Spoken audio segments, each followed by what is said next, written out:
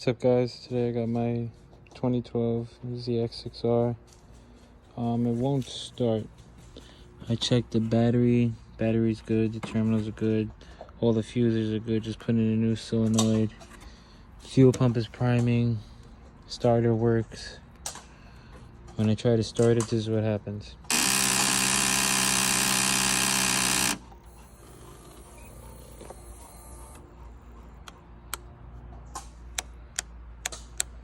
Everything else gets power, but just won't start. Anybody know? Leave it down in the comments.